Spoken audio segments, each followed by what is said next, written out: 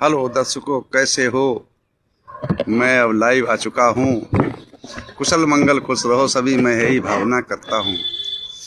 Follow subscribe करो न करो ये तो आपकी मर्जी है, पर ध्यान लगाकर, चित्त लगाकर, मन लगाकर, दिमाग लगाकर, माइंड लगाकर सुनते रहो। बस यही हमारी अर्जी है, बस यही हमारी अर्जी है, बस यही हमारी अर्जी है। चलते हैं। जैसा कि हम लोग दंपति का गाथा का पाठ चल रहा है, तो आज है 126वीं गाथा, 126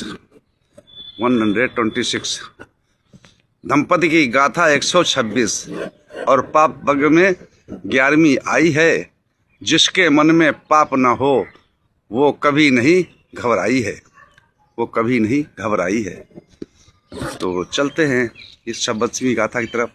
126वीं गाथा है। तो ये गाथा को तथागत सम्यक संबुद्ध ने किस समय, कहाँ और किस उद्देश्य पे, किस घटना के ऊपर कहा है, किसका, उस कहानी की तरफ चलते हैं, उस कथा की तरफ, उस व्यथा की तरफ।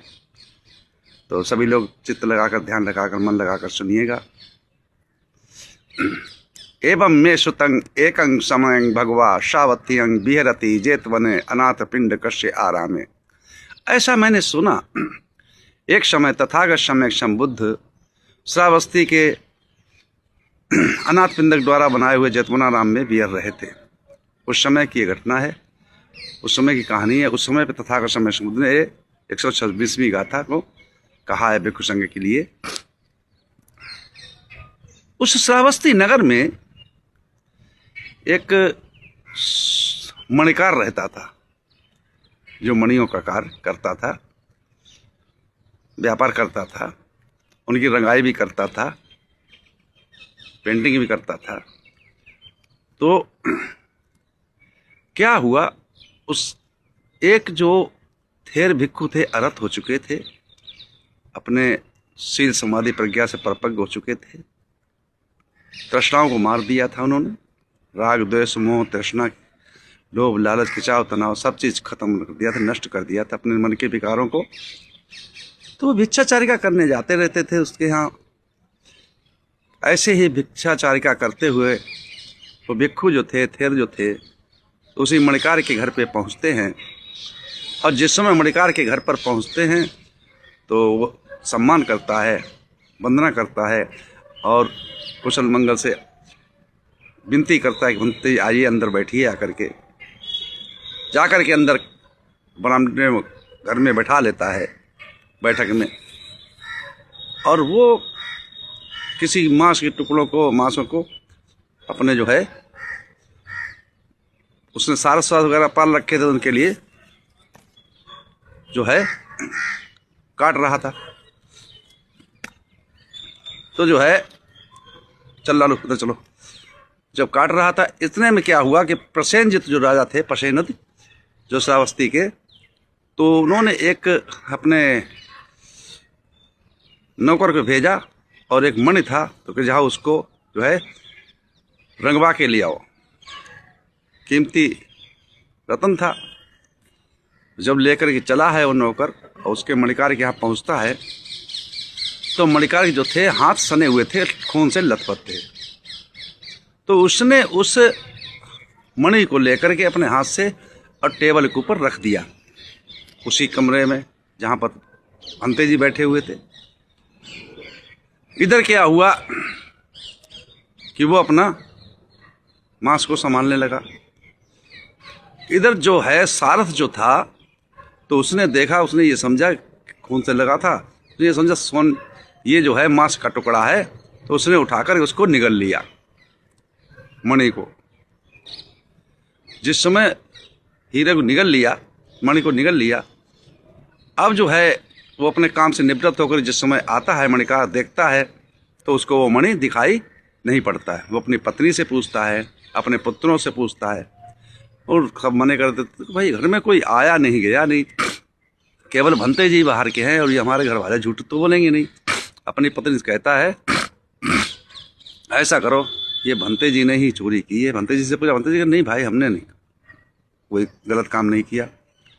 पत्नी से कहा, तो पत्नी बोली, देखो ऐसा है, 12 वर्ष से भंते जी हमारे यहाँ आते जाते हैं और ये राग द्वेष मोह से मुक्त हैं, ये कभी ऐसा नहीं कर सकते, इन पर शक ना करें। लेकिन उसका मन जो है मणिकार का नहीं मानता कि नहीं, भंते के अलावा कोई आए नहीं, और राजा जो है तो हमें बहुत बड़ी सज़ा दे सकता है, क्या हमारा परिवार को नष्ट कर सकता है, कीमती मणि था। तो वो जो है उससे कहता है अपनी पत्नी से कि रस्सी लेके आओ, इसको बांधेंगे। उसकी पत्नी मने भी करती नहीं, फिर भी नहीं, फिर वो अपने हाथ से रस्सी लेकर आया करता है और भंते जी को भिक्खु को बांध के और मोटा सा डंडा लेकर, लाठी लेकर के मारने लगता है कि बताओ, सत्य बताओ। तो वो कहते देखो भाई, हमने नहीं चुराया है आपका मणि, हमने नहीं लिया है। जब वो सफाई देते हैं तो आप देखते हैं आज के समय पर भी कि जिसने अगर चोरी ना की हो, कोई कत्लेआम ना किया हो, कोई दुराचार ना किया हो, कोई गलत काम ना किया हो, और पुलिस उसको पकड़ के मारती है तो कहता साला झूठ बोल रहा है ना। तो ये कहते हैं झूठ बोल रहा, और मारते हैं। इसी प्रकार से वो मणिकार उसको मारता रहा, मारते मारते तो उनके शरीर से, नाक से, मुंह से, आँख से, कान से, सब जगह से खून बहने लगा। और उस खून को बहने देख करके तो जो है सारस ने देखा, तो वो उस खून के चक्कर में फिर वो वापस आ गया। जब वो बार बार आया वहाँ पर सारस, तो मणिकार तो गुस्से में था ही, तो दो एक बार उसने तो झलकार दिया और भंते जी को पीटता रहा। वो चला गया, तो फिर एक बार गया, दो बार गया, सारस तीन बार गया। जब जाता ही रहा तो उसे गुस्सा आ गया, देख जैसे मैंने इसको पीटा है, तुझे लात उसने पीछे से करके मार दी। वो बेचारा सारस था अचेत हो गया, उसी कस के लात मारने से या डंडा मारने से उसका देहांत हो गया, मर गया। जब वो मर गया फिर उसने जो है भंते जी से पूछा कि भंते जी बताइए कि आपने उस मणि को कहाँ रखा है। तो भंते जी ने कहा ये बताओ, पहले ये देखो ये तुम्हारा सारस जो है इसके कैसा है, इसकी सांसें ऐसे चल रही नहीं चल रही, इसको देखो। तो देखता है तो वो तो मर गया। जब भंते जी भी जान जाते हैं ये मर चुका है, इसीलिए वो कहते हैं। तो भंते जी से फिर कहता है कि अगर तुम अभी भी नहीं बताओगे तो जैसे इसको हमने मार दिया ऐसे ही हम तुम्हें भी मार देंगे। जब ऐसा कहा तो भंते जी मुस्कुराए और बोले कि ऐसा करो, हमने कोई मणि को नहीं चुराया है। और भंते जी के विचार थे अगर वो पहले बता देता तो उस प्राणी के, उस हंस के बेमतलब में ये हत्या कर देता, इसलिए उन्होंने नहीं बताया, इतने कष्ट सहने के पश्चात भी। जब वो मर गया तो उन्होंने कहा भाई ये जो है मणि जो था इस सारस के पेट में है, इसने खा लिया था, निगल लिया था। जब उसने उसको पेट चीरा, पेट चौक कर गया, पेट चीर के निकाला तो ही मणि निकल आया। मणि निकलने के पश्चात पश्चाताप करने इधर जो है भंते जी भी परिनिवृत्त हो गए, निर्वाण को प्राप्त हो गए। कुछ समय पश्चात वो मणिकार भी मरा, उसका भी परिनिवृत्त हुआ। उसकी पत्नी भी, तो पत्नी जो मर करके तांत्रिक देवलोक में उत्पन्न हुई। क्यों? उसकी श्रद्धा भाव थी बुद्धम संघ प्रति और सही रास्ते थी। और जो है ये अबीच नगर में पड़ा मणिकार। तथागत समय संबुद्ध के शिष्य जो थे भंते जी अरहत, वो निर्वाण को प्राप्त हुए, उनका जन्म मरण से छुटकारा मिल गया, मोक्ष मिल गई, मुक्ति मिल चुकी थी। तो ये चर्चा जो है भिक्खु संघ में श्रावस्ती के जेतवनाराम में चली। जब चली तो तथागत कानों तक पहुंची। तो कानों तक जब पहुंची तो उसी समय पे तथागत समय संबुद्ध ने समस्त भिक्खु संघ को आमंत्रित करके, एकत्रित करके, और उस समय भी 126वीं गाथा को कहा है कि अगर कोई पाप कर्म नहीं करता है, मन में विचारता भी नहीं है, गाथा में ध्यान से नहीं आ रहा है, भूल गया हूँ, याद किया था लेकिन अब आगे पीछे हो जाएगा, कहीं एक शब्द बोले अब आगे भूल गया तो ठीक नहीं है। तो जो है मैं संचय में ऐसे आसार समझा देता हूँ कि अगर जो इसके मन में विचार भी नहीं है पाप कर्म करने का, गलत काम करने का, और ना ही किया हो, कभी न में विचार करता हो, तो वो कभी पापी नहीं हो सकता है। वो कभी घबराता नहीं है, वो डरता नहीं है, वो भयभीत नहीं होता है, और कर्म का विपाक अवश्य मिलता है।